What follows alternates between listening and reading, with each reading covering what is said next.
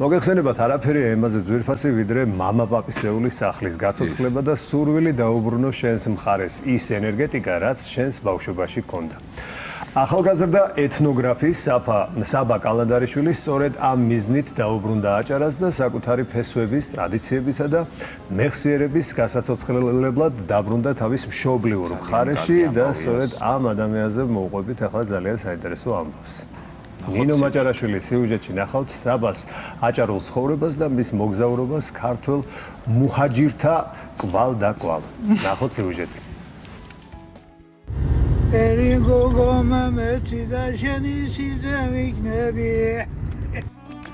მე მგონია ქართველობა მათგან ვისწავლე.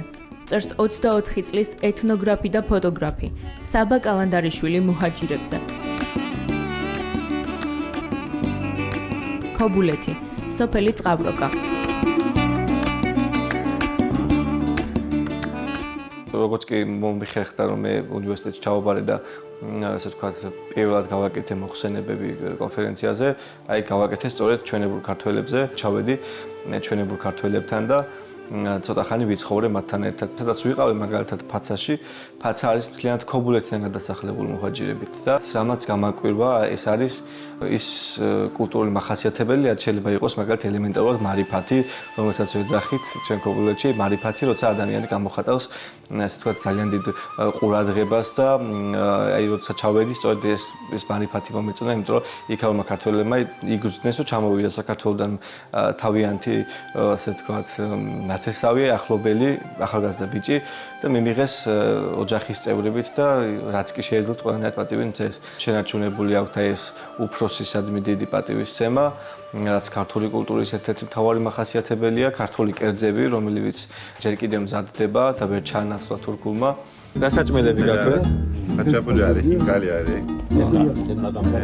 აკორების ქაურმა არის. კაურმა იახი ჩვენებული. ო, ჩვენებული იახი. პასაი ქობულეთი. აქა რომ მედი თურქი რომ არ არის ქართული კულტურა არ დავხარკეთ. ქართული ქორწილი, საჭმელები, ჩასმადახურვა, ქართველი ქალი ბაზარზე შევა, იქა ნიორს აფერს არ გაყიდის. სიცხვილია. ქართველი ქალი გზაზე ჭვირთს არ დაიღებს. ქალი ზე არის, კაცი თვარე არის. ქართველი კაცი ქალს არ გალახავს.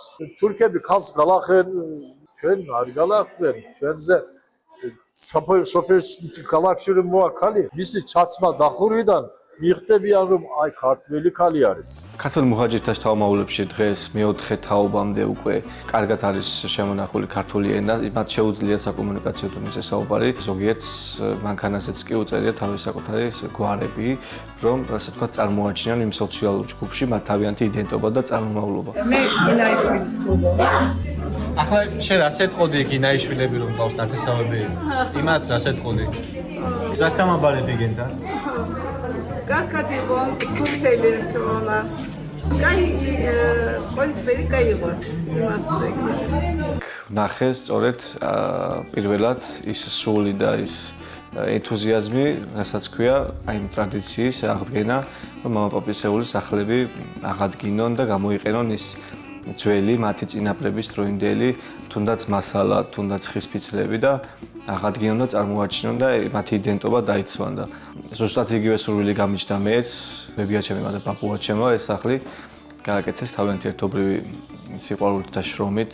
გადავწყვიტე რომ ეს მე რაც მაქვს ეს აგანძური, რომელიც შეიძლებოდა რომ კარგად აღდგენილი იყო და წარმოჩენილი იყო, გამეკეთებინა.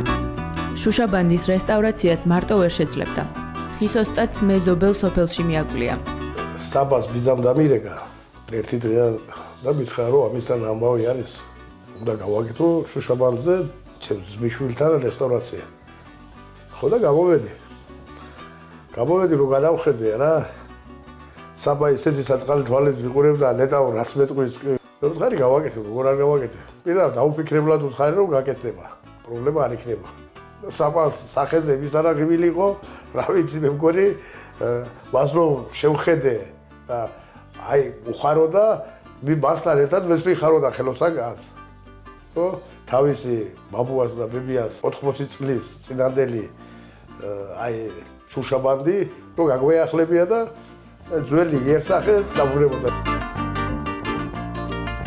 ერთიანი ძალებით დაიწყეს მუშაობა. საბა საქმეში ისე დაოსტატ და ბატონი მალხაზი გულის წვეტით აცხადებს. თავისი პროფესია რომ არ ჰქონდეს, მისგან ძალიან კარგი ოსტატი გამოვიდოდაო.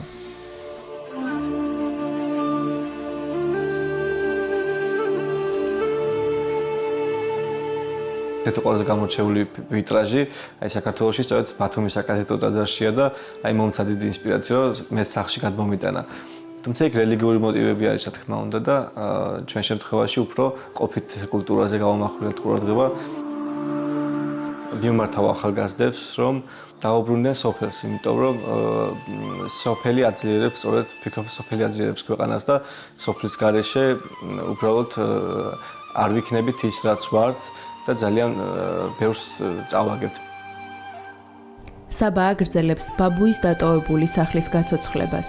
თან ნოდარ დუმბაძის სიტყვები გასდევს მის საქმეს. ესო და არ მიმიტოვო ბაბუა და ღადარი არ გამიციო.